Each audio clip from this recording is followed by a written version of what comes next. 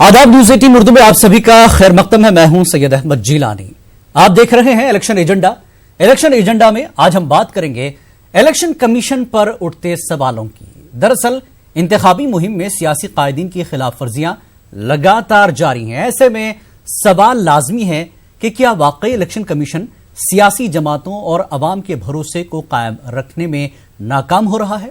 क्या election commission भी दबाव में है? मुल्क भर में इंतखाबी सरगर्मियां उरूज पर है। अब तक 373 सीटों पर पोलिंग हो चुकी है। बाकी 170 सीटों के लिए मुहिम मौसम की तरह गर्म हो चुकी है। ऐसे में कई सियासी कायदीन की तरफ से इंतखाबी ज़ाब्ते अखलाक की खिलाफ वर्जियां भी उरूज पर पहुंच चुकी हैं। चाहे वो सरकार के लोग हों या अपोजिशन के, कानूनी बारीकियों का फायदा उठाते हुए कानून से खेला जा रहा है। जबकि इलेक्शन कमीशन की जानब से हिदायत जारी की गई थी जिनमें यह कहा गया था कि सियासी जमातें और उनके उम्मीदवार मुल्क की मुसल्लह अफवाज या सिक्योरिटी फोर्सेस की कामयाबियों का कोई तस्करा अपनी तकारीर या मुहिम के दौरान न करें। लेकिन इन हिदायत को नजरअंदाज कर दिया गया। चंद कायदीन के खिलाफ हालांकि कमीशन ने कार्रवाई की थी, जिससे उम्मीद पैदा हुई थी कि कमीशन दूसरे कायदीन के लिए भी इंतखाबी ज़ाब्ते अखलाक की खिलाफ वर्जियों पर कार्रवाई करेगा। लेकिन ऐसा हुआ नहीं।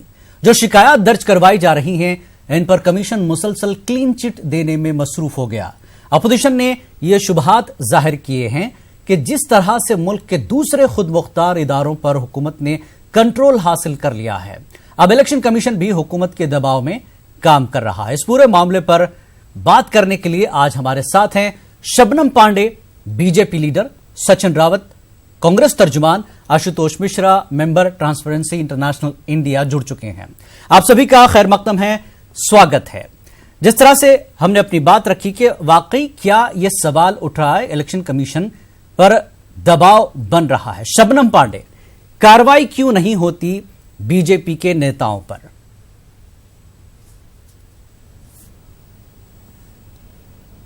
देखिए, ऐसी बात नहीं है। बीजेपी के नेताओं को भी दंडित किया इलेक्शन कमीशन ने, और बहुत सी ऐसी चीजें हमने देखा कि विपक्ष के नेता कमेंट कर रहे हैं, बहुत तरह तरह के कमेंट कर रहे हैं जो कि मर्यादा को तोड़ते हुए है, लेकिन इलेक्शन कमीशन ने उन पे कुछ ये नहीं किया। अभी आप हाल ही में देख रहे होंगे कि प्रियंका जी बच्चों को चौकीदार चोर है के नारा लगवाते हुए पकड़ी गई। साथ साथ वो ये भी कह रही हैं कि मोदी जी शत्रु हैं, जबकि चुनाव में अपने ओपोनेंट को शत्रु समझना मुझे नहीं लगता कि बहुत हद तक सही है। सुप्रीम कोर्ट ने राहुल जी को माफी मांगने बोला, लेकिन उसके बावजूद राहुल जी चौकीदार चोर है कि नारे लगा रहे हैं। तो तमाम ऐसे मुद्दे देखने में आ रहे हैं कि पक्ष विपक्ष के बहुत से लोग अमर्यादित भाषा बोल रहे हैं जी। पर कुछ ही लोगों को दंडित किया गया, और उसमें भी आजम खान ने जिस तरह की गलती की उसमें इतने छोटे दंड के साथ छोड़ दिया गया। तो ये कहीं ना कहीं हम लोगों की भी शिकायत है। ठीक है, क्या कहेंगे सचिन रावत? शबनम से आप मुत्तफिक हैं? देखिए जिलानी साहब, बात आज जी देखिए, जहां तक शबनम जी की बात है उनका अपना मानना हो सकता है, लेकिन आपने देखा होगा जिस प्रकार चुनाव आयोग ने एक लोकतांत्रिक प्रक्रिया से चुनाव आयोग होता है, और उस चुनाव आयोग में जिस प्रकार सरकार का हस्तक्षेप और सरकार के दबाव में चुनाव आयोग काम कर रहा है। और आपने देखा होगा प्रधानमंत्री जी संवैधानिक पद पर होते हुए भी ध्रुवीकरण की राजनीति को बढ़ावा देते हैं, लेकिन चुनाव आयोग उसका संज्ञान नहीं लेता है। चुनाव आयोग क्लीन चिट दे देता है। तो उसी दिन यही लग रहा था कि कहीं ना कहीं चुनाव आयोग सवालों के घेरे में है। अगर आप निष्पक्षता से चुनाव आयोग ये प्रक्रिया नहीं पूरी करता है तो क्या समझा जाए? आपने एक और विषय जिलानी साहब में बताना चाहूंगा जी। जिस प्रकार मुख्यमंत्री जी उत्तर प्रदेश के हों या प्रधानमंत्री जी, ये दोनों पद होते संवैधानिक पद, लेकिन मुख्यमंत्री जी और प्रधानमंत्री जी जो देश में ध्रुवीकरण की राजनीति को बढ़ावा देते हैं, और कई बार इन्होंने ये ऐसा किया है, लेकिन चुनाव आयोग ने एक बार ना नोटिस भेजा, ना एक बार संज्ञान की कोई भी बात कही। उसी को लेकर के आज के परिप्रेक्ष्य में जनता जानती है कि कौन किस प्रकार की राजनीति कर रहा है, कौन किसके इशारे पे राजनीति कर रहा है। यहां तो लोकतांत्रिक जितनी भी इनकी जो भारत की संस्थाएं थी वो तो सरकार के इशारे पे काम कर रही थी पहले दिन से। आपने देखा होगा रातों रात सीबीआई के डायरेक्टर को हटा दिया जाता है ठीक और है। जितनी भी संवैधानिक संस्थाएं उनको धीरे धीरे कमजोर किया जाता है लोकतांत्रिक परिदृश्य से। ठीक है, Ashutosh Mishra ji, member Transparency International India से आप जुड़े हैं।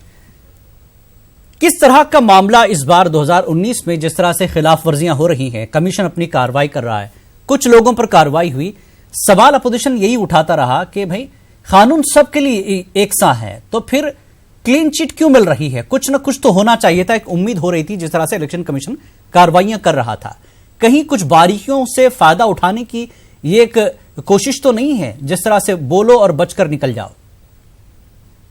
देखिए, इस इलेक्शन में मैंने काफ़ी इलेक्शन देखे हैं और मुझे लगा कि पहली बार एक ऐसा इलेक्शन हुआ कि जहां पे लोग जाति और धर्म को लेकर इतनी बातें हो रही हैं। डेवलपमेंट एजेंडा तो पीछे जा चुका है। मैं किसी पॉलिटिकल पार्टीज की तरफ इशारा नहीं कर रहा हूं, लेकिन सभी लोगों ने कहीं ना कहीं ऐसी बातें की जो इमोशनल बातें रही हैं और जिससे डेवलपमेंट को लेके कोई लिंक नहीं है। अब यहाँ इलेक्शन कमीशन का तो काफी इंपॉर्टेंट रोल है। वो कॉन्स्टिट्यूशनल अथॉरिटी है जो इंडिपेंडेंट होना चाहिए, निष्पक्ष होना चाहिए और सही तरीके से काम करना चाहिए।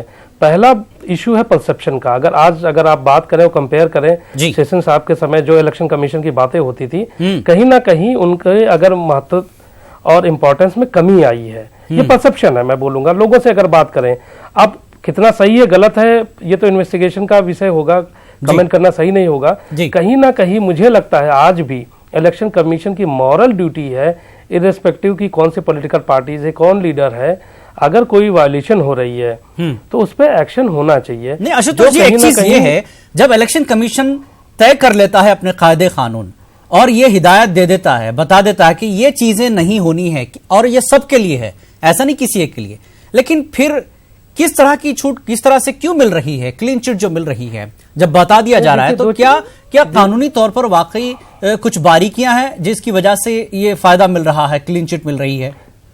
देखिए, अगर कानूनी रूप से बात करें तो जो मॉडल कोड ऑफ कंडक्ट की बात कर रहे हैं हम लोग, सभी लोग मॉडल कोड ऑफ कंडक्ट है, उसकी लीगल बैकिंग क्या है? क्या कॉन्स्टिट्यूशनल बैकिंग है? नहीं है। तो एक तरीके से ये गाइडलाइन है। अब गाइडलाइन है तो भाई आप वायलेट कर सकते हैं और या करेंगे, आपके ऊपर कोई ऐसा नहीं हो सके कोर्ट में आप जाएं और उनके ऊपर हम केस कर दें। तो मेरा बेसिक क्वेश्चन ये कि इलेक्शन कमीशन कहां से पावर ड्राइव करेगा जो आप मॉडल कोड ऑफ कंडक्ट की बात कर रहे हैं। अब उस मॉडल कोड ऑफ कंडक्ट की कॉन्स्टिट्यूशनल वैलिडिटी भी क्वेश्चन में है, लीगल वैलिडिटी भी मैं क्वेश्चन में मैं बोलूंगा। क्या पॉलिटिकल पार्टीज, जो इतनी पॉलिटिकल पार्टीज इलेक्शन के टाइम में इतनी बातें करती हैं, क्यों ना एक ऐसा कानून लेके आए कि जिसके हिसाब से ये model of code of conduct भी अकाउंटेबल हो, मैनिफेस्टोज उनके अकाउंटेबल हो। मैनिफेस्टो में आप कुछ भी बोल जाते हैं, लोग उससे इन्फ्लुएंस हो जाते हैं। कोई कहता मैं ये दे दूंगा, कोई कहता वो मैं दे दूंगा। तो मेरे कहने का मतलब है जो आप बोल रहे हैं वो बड़े आप इंपॉर्टेंट पोस्ट पे हैं और उस जो आप बोलते हैं उसके लिए आप अकाउंटेबल होना चाहिए। अगर यहाँ पे बहुत ही बारीक और बहुत अच्छी बात आपने उठाई है, यहाँ पर अकाउंटेबल नहीं है, चाहे वो मैनिफेस्टो हो या फिर रैलीज में जिस तरह की बात हो रही है, पकड़ में नहीं आते हैं ये लोग, अकाउंटेबल नहीं होते हैं। शबनम पांडे, क्या इसी का फायदा उठाया जा रहा है, चाहे पार्टी आपकी हो या फिर दीगर पार्टियां हो?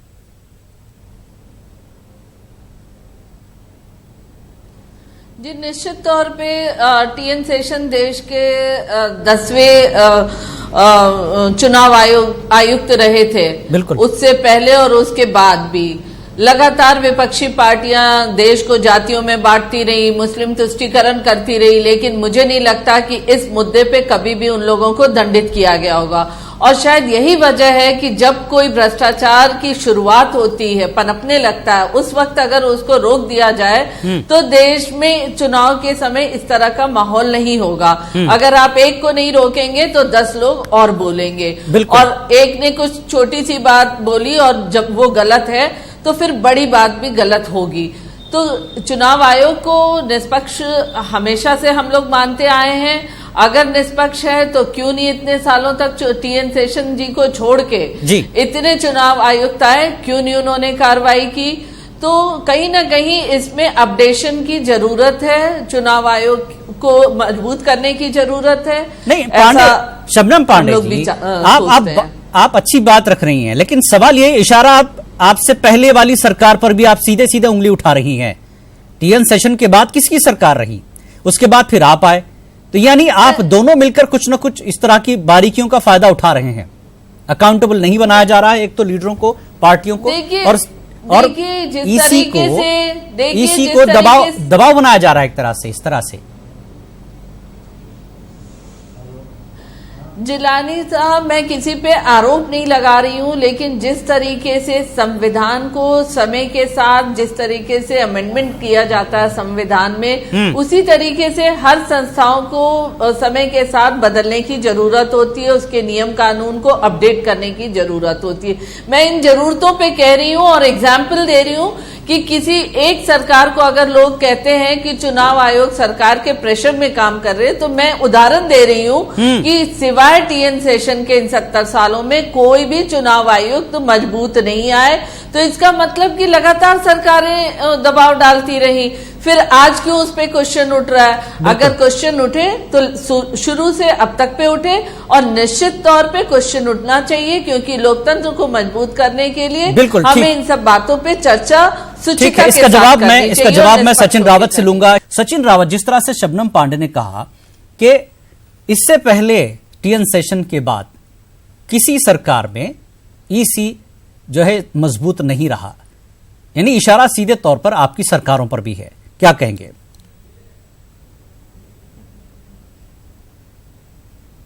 देखिए जिलानी साहब, जहां तक शबनम जी ने 70 सालों की फिर एक बार दुहाई दे दी इलेक्शन कमीशन को लेकर के। संवैधानिक संस्था इलेक्शन कमीशन होती है जो लोकतांत्रिक तरीके से चुनाव कराती है, बिल्कुल। लेकिन आपने देखा होगा जिस संवैधानिक संस्था को कमजोर करने की कोशिश की गई, आपने ईवीएम तक में कहीं ना कहीं एक क्वेश्चन मार्क लगा दिया कि ईवीएम भी निष्पक्ष नहीं है। और अभी तक चुनाव आयोग ने एक भी कार्रवाई क्यों नहीं की? 2014 के बाद में जिस प्रकार राजनीति का प्रारूप जो मोदी जी ने बदल दिया, जो इन्होंने बयानबाजी का रूप बदल दिया, उसमें ध्रुवीकरण को घोलना स्टार्ट कर दिया, लेकिन चुनाव आयोग ने एक बार भी नोटिस नहीं सचिन रावत, क्या यह सिर्फ बीजेपी के दौरे हुकूमत में ही रहा? लग गया कि चुनाव आयोग सरकार के दबाव में काम करता है। बीजेपी के दौरे हुकूमत में भी रहा, आपकी भी 10 साल सरकार रही, कहीं ना कहीं रहा है। आपने नहीं, ये देखिए 10 साल में जो हमारी सरकार थी, निष्पक्ष चुनाव होते थे। अगर कोई भी हमारा नेता करता था उसके खिलाफ कार्रवाई होती थी। ठीक है, लेकिन प्रधानमंत्री जी इतनी बड़ी बयानबाजी करते, उनके खिलाफ क्यों नहीं कार्रवाई होती है? कार्रवाई होनी चाहिए, दोनों पहलू से कार्रवाई होनी चाहिए। जी शबनम, देखिए यही अंतर है विपक्ष में और सत्ता में को देश को देखने का। ईवीएम के लिए चुनाव आयोग ने इनको चैलेंज दिया था कि आके आप बताइए कि ईवीएम में अगर कोई छेड़छाड़ हो सके। एक आदमी नहीं गए, कोई भी पार्टी वहां पे नहीं आई, सब मुकर गई, क्योंकि ये बरगलाते हैं जनता को। और दूसरी बात, कितनी सफाई से कहते हैं कि निष्पक्ष चुनाव होता था। अगर निष्पक्ष चुनाव होता था, पहले बूथ कैप्चरिंग से लेके बहुत कुछ होता था, पर चुनाव आयोग किसी पे कोई कार्रवाई नहीं करती। शबनम, सवाल ईवीएम भी आया संजय, तो इस बीच में सचिन रावत का सवाल ये भी है कि इन्हें कुछ कानून पीएम के लिए अलग क्यों है, मोदी जी के लिए कानून अलग क्यों है, जब सब पे कार्रवाई हो रही है? क्लीन चिट क्यों मिल रही है? नहीं, मैं तो प्रियंका जी का भी बता रही हूँ, राहुल जी का भी बता रही हूँ, जवाब में वो भी तो है। उस पर चुनाव आयोग क्यों नहीं कार्रवाई किया? हमारे मुख्यमंत्री को दंडित किया गया, इनको क्यों नहीं दंडित किया गया? इन्होंने तो सुप्रीम कोर्ट का नाम तक ले लिया गलत, सुप्रीम कोर्ट ने माफी मांगने बोला तो चुनाव आयोग लेकिन मुंह देखता रहा। तो ये देखिए, अगर एक तरफा विपक्ष देखेगा तो पीएम का कहीं कोई दोष नहीं है, पीएम ने कहीं कुछ गलत नहीं बोला है, लेकिन राजनीति पीएम ने स्टार्ट की नहीं। 2017 में कैसे बोला उन्होंने कि शमशान कब्रिस्तान की बात करी, उसके बाद में उन्होंने ये कहा एक संवैधानिक पद पे उन्होंने सभी को बिजली देने और पानी का किया। ये जो और लोग हैं, ये कम्युनिटी को टारगेट करके उन्होंने बोला, उन्होंने एक माइनॉरिटी कम्युनिटी को टारगेट करके बोला है। इस वजह से जहर बोलने का काम अगर प्रधानमंत्री जी करते हैं तो चुनाव आयोग को निष्पक्षता से काम करना चाहिए, क्योंकि चुनाव आयोग जब निष्पक्ष नहीं होगा, चुनाव कैसे होंगे? इसी वजह से तो बात होती है। ईद और होली दिवाली की बात निष्पक्षता से काम करे, हमारा तो निवेदन है। तो गलत थोड़ी है, आप केवल ईद की कैसे बात कर सकते हैं? आपको होली और दिवाली की भी बात करनी होगी। अगर ईद की बात करते हैं तो मुस्लिम तुष्टीकरण ठीक है, होली ठीक है, दिवाली ठीक है। आशुतोष, जिस तरह से आप दोनों को सुन रहे हो, क्या लगता है कि ईसी कहीं इस तरह से फंसा हुआ है कि चलो सरकार के साथ भी थोड़ा सा रियायत हो जाए और कार्रवाई भी हो जाए, फिर अपोजिशन कहीं मुझ पर ना उंगली उठे, इस तरह का क्या लग रहा है आपको? क्योंकि यहां पर दोनों एक दूसरे पर इल्जाम लगा रहे हैं। इस बीच में इलेक्शन कमीशन जो है अपनी कार्रवाई कर तो रहा है, लेकिन कड़ी कार्रवाई और कानून के जो मापदंड है, छोटे बड़े वाला मामला, ये कहीं ना कहीं फंस रहा है इलेक्शन कमीशन में। अगर देखा जाए तो मेरा जो विचार है और जो मैं देखता रहता हूं कि दोनों पॉलिटिकल पार्टीज या अपोजिशन सब एक दूसरे पर ब्लेम गेम लगाते हैं। मुझे कहीं ना कहीं ये लगता है कि एक सॉर्ट ऑफ कोल्यूजन है, कहीं मिले जुले लोग, सभी लोग इसको पूरे इलेक्शन को एक तमाशा के तरीके से देखा जाता है, एक दूसरे के ऊपर कीचड़ उछालना, लड़ना झगड़ना और जो भी। अब फिर ये बात हो रही थी, अभी बात भाजपा की नेत्री कह रही थी कि कानून बनाने, भाई कानून बनाने किसने रोका है? आपकी गवर्नमेंट है, पहले कांग्रेस की गवर्नमेंट थी, किसने बनाना तो आप ही लोगों को है, तो फिर क्यों नहीं बनाया गया? बिल्कुल, मुझे लगता है सक्सेसिव गवर्नमेंट जो भी पावर में रहती है वो इंस्टीट्यूशन को वीक करना चाहती है कि इस पे कोई क्वेश्चन ना हो, कोई भी पॉलिटिकल पार्टीज इर्रेस्पेक्टिव ऑफ कौन सा पावर में है या नहीं है। फिर इलेक्शन टाइम आता है, सब हम लोग जाति धर्म और सबकी बातें शुरू कर देते हैं, फिर एक दो लोगों को कुछ नोटिस इशू होती है, फिर वैसी क्वेश्चन पे आऊंगा।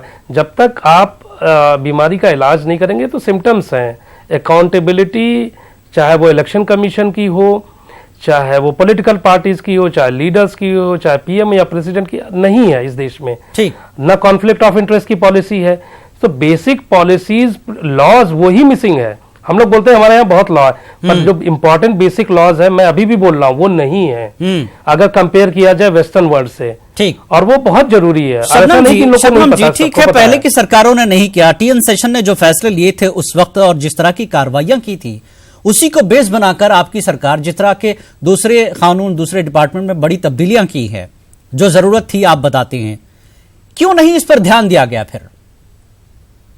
हालांकि यहीं से सरकार का एक नया जो है दौर शुरू होता है, एक नई सरकार बनती है, एक नया माहौल बनता है पूरे मुल्क में।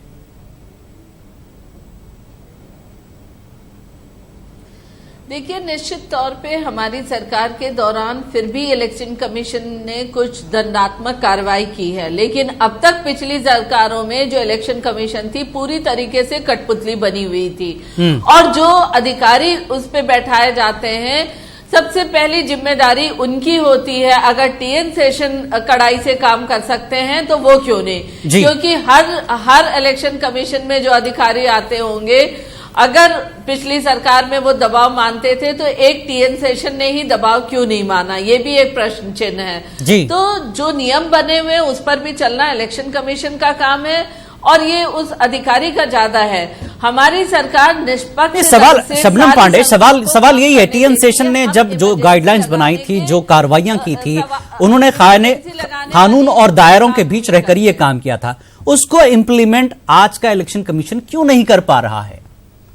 क्योंकि सवाल आपकी सरकार है, इसलिए अपोजिशन आप ही पर उंगली उठा रहा है। देखिए, ये तो नहीं, हम पे उंगली उठाने का नहीं है। जब इलेक्शन कमीशन हमारे नेताओं को अगर दंडित करता है तब क्वेश्चन क्यों नहीं उठता है?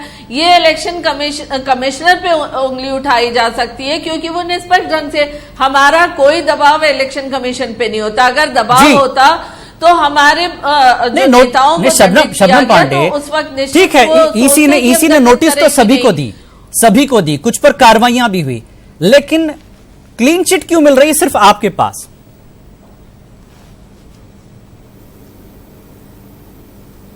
नहीं, क्लीन चिट किसे मिल रही है? नहीं, मैं तो प्रियंका और राहुल जी के लिए कह रही हूँ, प्रधानमंत्री प्रियंका और राहुल जी को क्लीन चिट मिल रही है।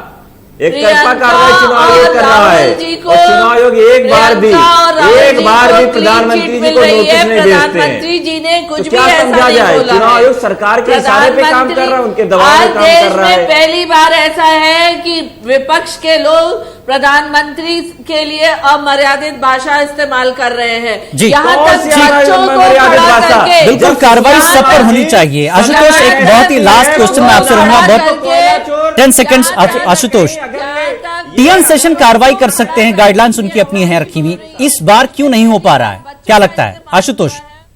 मुझे लगता है ये विल की कमी है इलेक्शन कमीशन की, और कुछ नहीं है। अगर वो करना चाहे तो कर सकते हैं, और वही प्रोविजन है, कोई अमेंडमेंट नहीं है। अगर करना चाहे तो वो कर ही सकते हैं। कहीं ना कहीं विल की कमी है, और उसमें बहुत से फैक्टर्स होते हैं, किसकी अपॉइंटमेंट हो रही, कितने किसके इन्फ्लुएंस में, और उससे ज्यादा सबसे इंपॉर्टेंट चीज जो आजकल मैं देख रहा हूँ ब्यूरोक्रेसी में, higher bureaucracy, post retirement benefit. कहीं ना कहीं जो बंदा जिस पोस्ट पे है वो हमेशा ये देखता है कि रिटायरमेंट के बाद क्या, तो कहीं ना कहीं वो किसी भी गवर्नमेंट को बहुत अच्छी बात कही आशुतोष आपने कि साबिक में जिस तरह से मौकों पर देखा गया, सभी पार्टी और लीडरों पर इलेक्शन कमीशन का खौफ होता था, डर होता था कि कार्रवाई कड़ी होगी। वही कार्रवाई अगर अब दोबारा देखने को मिलेगी तो सभी पार्टियां कम से कम ईसी पर न उंगली उठाएंगी, और कार्रवाई अगर इस तरह की होती रही। आप तीनों मेहमानों का बेहद शुक्रिया इस पूरे मामले पर बात करने के लिए। इलेक्शन एजेंडा में फिलहाल इतना ही। आदाब।